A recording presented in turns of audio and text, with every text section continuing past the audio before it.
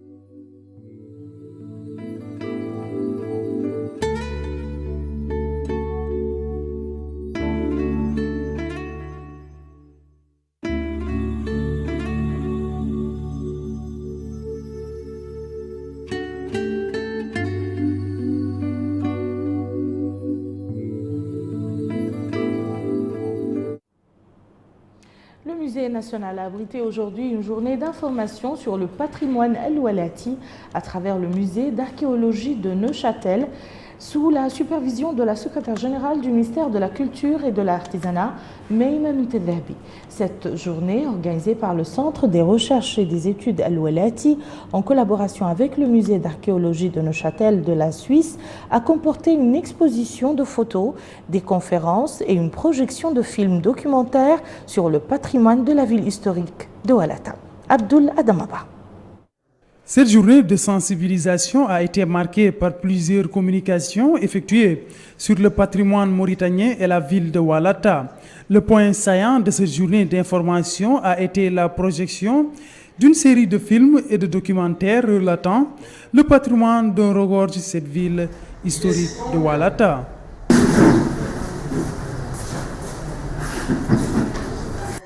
Madame Meyman Tedhabi, secrétaire générale du ministère de la Culture et de l'Artisanat, a salué la tenue de ces rencontres qui, dit-elle, permettra à tout un chacun de se familiariser avec le patrimoine Walati. Al-Awul Marwan, membre du Centre de recherche et des études El-Walati, a affirmé que le but de cette journée de sensibilisation est de montrer le patrimoine de la ville de Walata qualitativement et quantitativement, et envisager les voies et moyens permettant le développement de cette valeur culturelle nationale de manière efficiente. Il a par ailleurs affirmé qu'il est plus que jamais nécessaire de valoriser ce patrimoine qui aura son importance dans l'avenir. Le président du Centre de recherche et des études El Walati, Hasni Ould Lefqir, a remercié le musée d'archéologie de Neuchâtel et les chercheurs suisses pour leurs efforts énormes de collecte de données relatives au patrimoine de cette ville d'histoire. Il a enfin souligné la disponibilité du centre qu'il dirige à collaborer avec le musée de Neuchâtel en vue de renforcer davantage ce partenariat. Certains aspects relatifs à ce patrimoine ont été mis en avant. Une enquête importante, comme je le disais tout à l'heure, sur les jeux, 222 objets ramenés, dont 214 de Walata. Donc vous voyez qu'à part la première mission multilimite, personne qui s'appelle Pierre Bard, qui travaille pour la télévision suisse romande. Pierre Bard réalise 2 documentaires en fait. Le premier s'appelle Walata ou la loi du Coran, qui documente la vie des étudiants coraniques à Walata. Le deuxième s'appelle Walata ou le temps suspendu, qui est plutôt une espèce de chronique quotidienne de la vie à Walata. Vous voyez dans le titre, il y a aussi, il va faire une étude sur les jeux à Walata et une collecte assez importante de jouets. Cette manifestation a en outre été marquée par cette exposition de tableaux retraçant les étapes qui ont jalonné l'évolution de cette ville historique. Il y a quelques jours, la première colonie de vacances des jeunes adolescentes âgées de 10 à 14 ans a débuté. Cette première édition de colonie de vacances des adolescentes a permis à 112 jeunes venus de 56 muqata'a du pays de bénéficier d'un programme riche en activités culturelles. Rabia Deida. C'est ici qu'ont commencé le lancement des manifestations de la première colonie de vacances des jeunes adolescentes au profit de 112 jeunes filles issues des différentes wilayas du pays. Dans l'ensemble, on a des sorties, on a des visites. Et hier, on a visité, on était invité par le ministère de la Pêche, on a invité la base de la marine. On était là-bas, on a pris un dîner, on était bien reçus avec le chef de commandant. Après, on a visité la plage des pêcheurs. Après la plage des pêcheurs, on a visité l'ONG Nedoué. Et dans l'ensemble, la situation se déroule très bien. Ces filles sont prises, sont sélectionnées, suivant un critère très défini, très objectif et très transparent, c'est celui des lauréats. Donc toutes ces filles sont les lauréates du concours de l'entrée en 6e. On est aujourd'hui à l'aéroport international de Nouakchott au Moutounsi. C'est dans le cadre du programme général de la colonie qui se suivent successivement. Hier, on était au stade olympique dans une conférence. Avant-hier, on était à la pêche. Et d'ailleurs, c'était une journée exclusivement pour le ministère des Pêches qui nous a bien accueillis. Et que les enfants ont vu le marché des poissons et la côte de Nouakchott.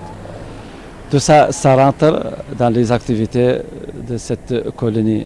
Parce qu'elles sont des jeunes lauréates de concours scolaires, les jeunes filles ont pu, à travers cette colonie de vacances, bénéficier d'outils efficients pour l'acquisition des connaissances d'une part et d'opportunités précieuses pour l'échange des expériences entre les filles adolescentes pour concrétiser les valeurs de l'unité d'autre part. Les jeunes filles ont bénéficié de journées chargées qui ont comporté notamment la visite de centres d'intérêt de la ville, comme l'aéroport international de Nouakchott au Moutounsi, l'Assemblée nationale, le stade olympique. Les colonies, c'est bon, c'est très bon. On fait beaucoup des activités. Hier, on va au ministère des Pêches. On voit beaucoup de choses très importantes. Je vois beaucoup de choses. Je remercie tous les encadreurs. Il est à noter que cette première édition de Colonie des vacances des adolescentes continuera jusqu'au 26 août courant. Les thèmes fondamentaux de cette édition tourneront autour du mariage, des mutilations génitales féminines et la scolarisation des jeunes filles. La finale de la Ligue régionale de basketball a opposé Saher Basketball à l'Étoile du Nord, une finale qui couronne le championnat de basketball qui s'est tenu hier soir à l'ancienne Maison des Jeunes. Le détail de cette finale avec Abdullah Damabar. Le Sayer Basket Club s'est imposé sur le score de 68-58 face à Étoile du Nord au cours de cette finale des playoffs de la Ligue régionale de basketball de la ville de Nouakchott. 10 équipes ont pris part à ce tournoi de basketball organisé par la Ligue régionale de Nouakchott. C'est une occasion pour la jeunesse de la Mauritanie de se rencontrer encore une fois, de partager ce moment de joie, ce moment de loisir extraordinaire. Donc nous félicitons la Fédération nationale de basketball d'avoir donc organisé cette finale. Du côté de l'équipe classée deuxième, on est satisfait au vu de cette participation jugée honorable. Alhamdulillah, dans notre club, on a des jeunes joueurs talents qui ont l'avenir d'être des internationaux, qui jouent très bien au basket. Ils sont là à la finale aujourd'hui, devant des clubs qui jouent au basket depuis des dizaines d'années. Et nos jeunes, c'est leur première année au championnat régional. La satisfaction par rapport à l'organisation de ce tournoi, couronné par cette finale, a été exprimée. Au niveau de notre chute, nous avons, pour la première fois, nous avons totalisé 10 clubs. 10 clubs garçons et 8 clubs filles. Malheureusement, aujourd'hui, il n'y a pas eu la finale filles pour raison de retard. Mais ces 10 clubs garçons ont compétit pendant les phases allées jusqu'au mois de Ramadan. On s'est arrêté un peu et puis nous avons repris après pour aboutir à cette finale, au play-off. À la fin de ce match, les trophées de meilleurs joueurs et marqueurs ont été décernés à l'équipe de l'Étoile du Nord. Les participants aux travaux de l'atelier d'élaboration d'une feuille de route pour la redynamisation de la fortification des aliments de grande consommation et le renforcement des capacités des acteurs ont bénéficié d'une journée dédiée aux travaux pratiques. Une rencontre qui a permis la mise en place des plans pratiques pour mettre fin au phénomène de la malnutrition à travers la fortification des produits alimentaires de base. Rabia Deida. L'atelier d'élaboration de la feuille de route pour la redynamisation, la fortification des aliments de base et le renforcement des capacités des acteurs du domaine a été couronné par une journée de travaux pratiques sur la fortification des produits alimentaires de base par les vitamines, le fer ou l'iode. Des exercices pratiques ponctués d'exposés scientifiques qui démontrent l'importance de cet atelier pour les consommateurs qui auront accès au final à des produits fortifiés garantis. Le directeur adjoint de la protection des consommateurs, M. Ouli Aleya, a rappelé que les autorités mauritaniennes mettent en place une stratégie pour garantir la fortification des aliments de grande consommation. Il a demandé aux commerçants mauritaniens de suivre le gouvernement dans cet effort en rappelant que des contrôles seront effectués dans les prochaines semaines au niveau de tous les commerces. Les exposés présentés durant ce jour d'exercice pratique ont permis de mettre en place une feuille de route qui permettra la fortification des produits alimentaires de base et la formation du personnel en charge de la protection des consommateurs. Annonce hier soir à Nouakchott de la création d'une ONG pour le patrimoine et l'action sociale. Cette nouvelle organisation ambitionne d'élever le niveau de vie et de santé des membres de la communauté par la création d'un mécanisme de communication et de coopération qui prône l'intégration entre les composantes de la société. Le lancement des activités de cette ONG a eu lieu en présence de personnalités scientifiques et culturelles, de représentants des organisations de la société civile et d'organismes œuvrant dans le domaine social. Les responsables de l'ONG ont, dans leur intervention, mis en exergue que la création de ce nouvel organisme dans le domaine du patrimoine et le travail social renforcera les efforts précieux dans ce domaine afin de créer un développement social et économique durable. La Turquie souhaite être plus active sur la crise syrienne dans les 6 mois pour tenter de faire cesser le bain de sang, a annoncé aujourd'hui son Premier ministre dans une conférence de presse, sans toutefois fournir d'indications sur une plus grande implication turque. Nous disons que le bain de sang doit cesser.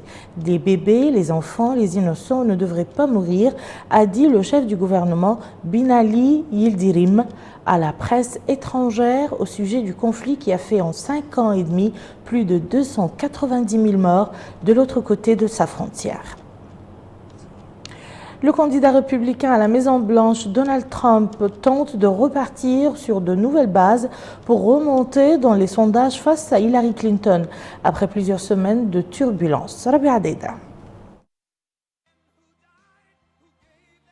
Les 3 derniers jours ont vu une succession de changements censés stopper l'hémorragie. Mercredi, Donald Trump a remanié son équipe pour la seconde fois en 2 mois. Jeudi, il a exprimé ses regrets d'avoir prononcé des paroles blessantes au cours de la campagne. Et vendredi, il s'est posé en rassembleur en se rendant en Louisiane, frappé par de très graves inondations, et en tentant de persuader les électeurs noirs américains, traditionnellement favorables aux démocrates, de se rallier à lui. Aucun groupe en Amérique n'a plus souffert des politiques, a déclaré le milliardaire lors d'un meeting à Dimondal dans le Michigan. Vous vivez dans la pauvreté, vos écoles sont mauvaises, vous n'avez pas de travail, 58% de votre jeunesse est au chômage, mais qu'est-ce que vous avez à perdre? Quelques heures plus tôt, il s'était rendu en Louisiane, dans le golfe du Mexique, pour y constater les dégâts. Donald Trump, qui a glissé dans les sondages depuis la convention républicaine de juillet, à 41,2% des intentions de vote contre 47,2% pour Clinton, selon une moyenne du site Real Clear Politics, n'aimait guère être bridé. Il a annoncé mercredi la promotion de Kellyanne Conway, une sondeuse républicaine devenue sa directrice de campagne, et de Steve Bannon, outsider populiste, patron du site d'information conservateur polémique Breitbart News, qui a fait son entrée dans la campagne comme directeur général. Qui met fin à ce journal, je vous en rappelle les principales informations. Le ministre de l'Équipement et des Transports s'enquiert de l'état d'avancement des travaux de la route Attar-Tejikja et exhorte les responsables à respecter les normes internationales en vigueur.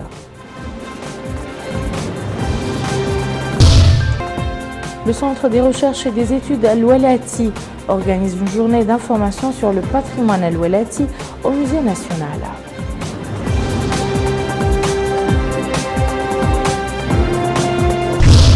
Le chef du gouvernement turc annonce au cours d'une conférence de presse que la Turquie veut s'engager plus activement dans une solution de la crise en Syrie. Merci de nous avoir suivis.